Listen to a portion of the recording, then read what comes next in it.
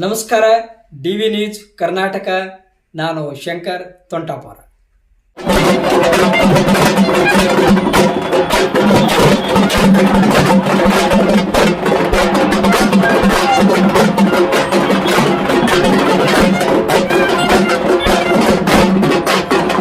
ಇವತ್ತು ಬಿಜೆಪಿ ಮತ್ತು ಜೆಡಿಎಸ್ ಪಕ್ಷ ಕೇಂದ್ರ ಸರ್ಕಾರದ ಕೈಗೊಂಬೆಯಾಗಿ ರಾಜ್ಯಪಾಲರ ಮೂಲಕ ಏನು ಚುನಾಯಿತ ಸರ್ಕಾರವನ್ನು ಬುಡಮೇಲು ಮಾಡುವಂತ ಷಡ್ಯಂತ್ರ ಮಾಡ್ತಾ ಇದ್ದಾರೆ.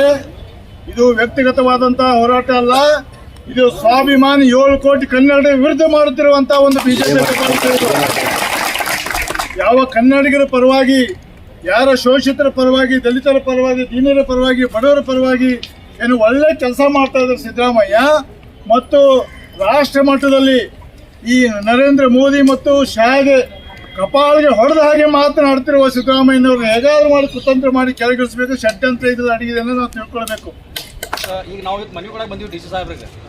ಏನೇ ಮನವಿ ಇರಲಿ, ಏನೇ ನಮ್ಮ ದೂರ ಇರಲಿ, ಅದ್ರ ಬಗ್ಗೆ ಮೊದಲು ತನಿಖೆ ಆಗಬೇಕು.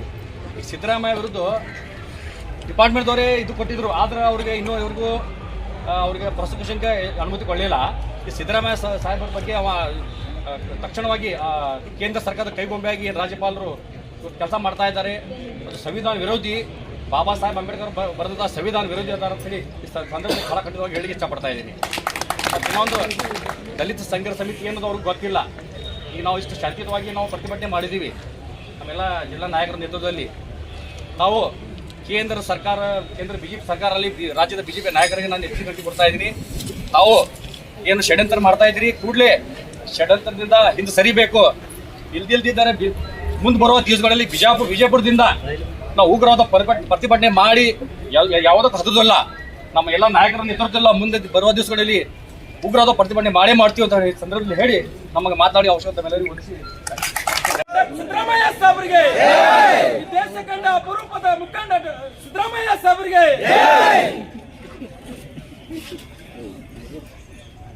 ಎಚ್ಚೆತ್ತ ನಿರ್ಭಯದ ದಲಿತನ ಹೋರಾಟ, ಎಚ್ಚೆತ್ತ ನಿರ್ಭಯದ ದಲಿತನ ಹೋರಾಟ ಶೋಷಕನ ತಾಯಿಯ ಗರ್ಭವನ್ನೇ ಛೇದಿಸುತ್ತದೆ ಎಂಬ ಮಾತನ್ನು ಹೇಳಿದ ಮಹಾನ್ ಮಾನವತಾವಾದಿ ಸಂವಿಧಾನ ಶಿಲ್ಪಿ ಡಾಕ್ಟರ್ ಬಾಬಾ ಸಾಹೇಬ್ ಅಂಬೇಡ್ಕರ್ ಅವರನ್ನ ಈ ಪವಿತ್ರ ವೇದಿಕೆ ಮೂಲಕ ಸ್ಮರಿಸ್ತಾ, ಇವತ್ತು ಕರ್ನಾಟಕ ರಾಜ್ಯ ದಲಿತ ಸಂಘರ್ಷ ಸಮಿತಿ ಜಿಲ್ಲಾ ಶಾಖೆ ವಿಜಯಪುರದ ವತಿಯಿಂದ ಇವತ್ತು ಪ್ರಜಾತಂತ್ರ ವ್ಯವಸ್ಥೆಯನ್ನು ಬುಡಮೇಲು ಮಾಡಲು ಹೊರಟಿರ್ತಕ್ಕಂಥ ಬಿಜೆಪಿ ಮತ್ತು ಜೆಡಿಎಸ್ನ ಪಕ್ಷಗಳ ಕ್ರಮವನ್ನು ಖಂಡಿಸಿ ಮತ್ತು ಈ ರಾಜ್ಯದ ಹೆಮ್ಮೆಯ ಮುಖ್ಯಮಂತ್ರಿ,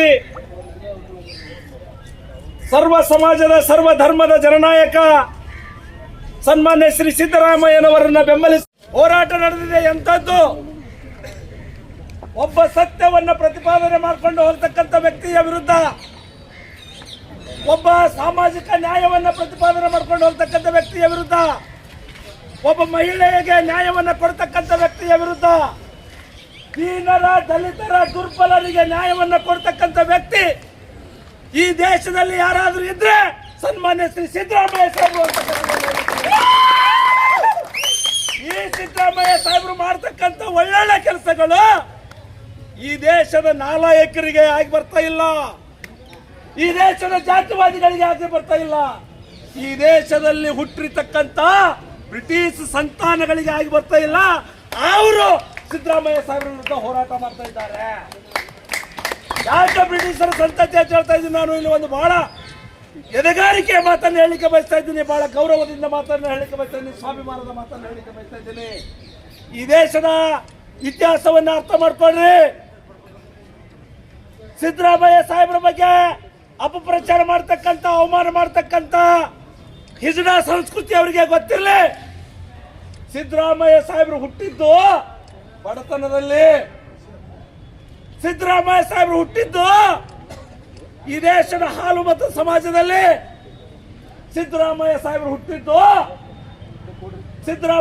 ಹುಟ್ಟಿದ್ದು ಸಂಗೊಳ್ಳಿ ರಾಯಣ್ಣನ ವಂಶಸ್ಥದಲ್ಲಿ. ಏನು ಸಂಗೊಳ್ಳಿ ರಾಯಣ್ಣ ಮಾತಾಡ್ತಿದ್ರೆ? ಸಂಗೊಳ್ಳಿ ರಾಯಣ್ಣ, ನಾನು ಒಂದು ಮಾತು ಹೇಳ್ತಾ ಇದ್ದೀನಿ. ಈ ದೇಶಕ್ಕೆ ಸ್ವಾತಂತ್ರ್ಯ ಬರಬೇಕಾಗಿರ್ತಕ್ಕಂಥ ಸಂದರ್ಭದಲ್ಲಿ ಬ್ರಿಟಿಷರ ಕೈಗೊಂಬೆಯಾಗಿ ಏನಾದರೂ ಸಂಗೊಳ್ಳಿ ರಾಯಣ್ಣ ನೋಡ್ಕೊಂಡಿದ್ದ ಅಂತಂದ್ರೆ ಬಹುತೇಕ ಬೆಳಗಾವಿದ ನಂದಗಡ ಸಂಸ್ಥಾನದ ಇರಬಹುದು, ರಾಜ್ಯಪಾಲರ ನೇಮಕ ಆಗಿರ್ಬೋದು. ಆದ್ರ ಈ ದೇಶದ ಕಾನೂನು ಯಾರು ಬರ್ದಾರ ಅಂದ್ರ ನಮ್ಮಪ್ಪ ಬಾಬಾ ಸಾಹೇಬ್ ಬರ್ದಾರ. ನಮ್ಮಪ್ಪ ಬಾಬಾ ಸಾಹೇಬ್ ಬರೆದಿರ್ತಕ್ಕಂಥ ಕಾನೂನಿನಲ್ಲಿ ನಿಮಗೆ ಒಂದಿಟ್ಟು ನೋವು ಕೊಡ್ಲಕ್ ಶಕ್ತಿ ಅದ ಹೊರತಾಗಿ ಸಂಪೂರ್ಣ ಶಿಕ್ಷೆ ಕೊಡ್ತಕ್ಕಂಥ ಅಧಿಕಾರ ಇಲ್ಲ. ನಾವು ಸಂವಿಧಾನಬದ್ಧವಾಗಿ ಕಾನೂನು ಪ್ರಕಾರ ಗೆದ್ದೇ ಬರ್ತೀವಿ ಸಿದ್ದರಾಮಯ್ಯ ಅಂತಕ್ಕಂಥ ವಿಚಾರ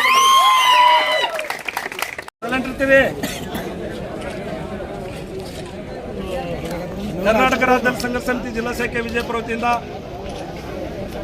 ಘನತೆ ವೆತ್ತ ಸನ್ಮಾನ್ಯ ಶ್ರೀ ರಾಷ್ಟ್ರಪತಿಗಳು ರಾಷ್ಟ್ರಪತಿ ಭವನ ಹೊಸದಲ್ಲಿ ಇವರಿಗೆ ಮಾನ್ಯ ಜಿಲ್ಲಾಧಿಕಾರಿಗಳು ವಿಜಯಪುರ ಜಿಲ್ಲೆ ಇವರ ಮುಖಾಂತರ ವಿಷಯ ಕರ್ನಾಟಕ ಸರ್ಕಾರವನ್ನು ಅಸ್ಥಿರತೆಯನ್ನು ಉಂಟು ಮಾಡುತ್ತಿರುವುದನ್ನು ಮತ್ತು ಕರ್ನಾಟಕದ ರಾಜ್ಯಪಾಲರನ್ನು ವಾಪಸ್ ಕರೆಸಿಕೊಳ್ಳಬೇಕೆಂದು ಒತ್ತಾಯಿಸಿ ಮನವಿ. ಕರ್ನಾಟಕ ರಾಜ್ಯ ರಾಜಕಾರಣದಲ್ಲಿ ಇತ್ತೀಚೆಗೆ ತಿಂಗಳುಗಳಿಂದ ಕಾಂಗ್ರೆಸ್ ಪಕ್ಷದ ರಾಜ್ಯ ಆಡಳಿತದ ಮೇಲೆ ವಿರೋಧ ಪಕ್ಷದ ಸ್ಥಾನದಲ್ಲಿರುವ ಬಿಜೆಪಿಯೊಂದಿಗೆ ಮೈತ್ರಿ ಮಾಡಿಕೊಂಡಿರುವ ಜೆಡಿಎಸ್ ಪಕ್ಷವು ಸೇರಿಕೊಂಡು ಕರ್ನಾಟಕದ ಮುಖ್ಯಮಂತ್ರಿ ಸಿದ್ದರಾಮಯ್ಯ ನೇತೃತ್ವದ ಸರ್ಕಾರವನ್ನು ಅಸ್ಥಿರತೆಗೊಳಿಸಬೇಕೆಂದು ರಾಜ್ಯಪಾಲರ ಅಧಿಕಾರವನ್ನು ದುರುಪಯೋಗ ಮಾಡಿಕೊಳ್ಳುವಂತೆ ಕೇಂದ್ರ ಬಿಜೆಪಿ ಸರ್ಕಾರದಿಂದ ಒತ್ತಡ ಹಾಕಿಸಿ ರಾಜ್ಯಪಾಲರು ಕೇಂದ್ರ ಸರ್ಕಾರದ ತನ್ನ ಕೈಗೊಂಬೆಯಾಗಿ ಕೆಲಸ ಮಾಡುತ್ತಿದ್ದಾರೆ. ಈ ರೀತಿ ನಡೆದುಕೊಳ್ಳುತ್ತಿರುವುದರಿಂದ ಪ್ರಜಾಪ್ರಭುತ್ವದ ಮೂಲಭೂತ ತತ್ವಕ್ಕೆ ಅಪಾಯವಾಗುತ್ತಿದೆ, ಒಕ್ಕೂಟದ ವ್ಯವಸ್ಥೆಗೆ ಧಕ್ಕೆ ಬರುತ್ತಿದೆ. ಒಂದು, ರಾಜ್ಯಪಾಲರು ಸಾಂವಿಧಾನಿಕ ಪ್ರತಿನಿಧಿಯಾಗಿ ಕೆಲಸ ಮಾಡುವ ಬದಲು ಕೇಂದ್ರ ಸರ್ಕಾರದ ಕೈಗೊಂಬೆಯಂತೆ ನಡೆದುಕೊಳ್ಳುತ್ತಿದ್ದಾರೆ. 2, ಜೊತೆಗೆ ಸರ್ಕಾರವನ್ನು ಅಸ್ಥಿರಗೊಳಿಸಲು ಪ್ರಜಾಪ್ರಭುತ್ವ ನಡೆಗೆ ಬೆಂಬಲ ನೀಡಿದ್ದಾರೆ. 3, ಜೊತೆಗೆ ಭ್ರಷ್ಟಾಚಾರ ನಿಯಂತ್ರಣ ಕಾಯ್ದೆ 17A ಅಡಿ ಅನುಮತಿ ನೀಡುವ ವೇಳೆ ಪಾಲಿಸಬೇಕಾದ ನಿಯಮಗಳನ್ನು SOP ಉಲ್ಲಂಘಿಸಿದ್ದಾರೆ.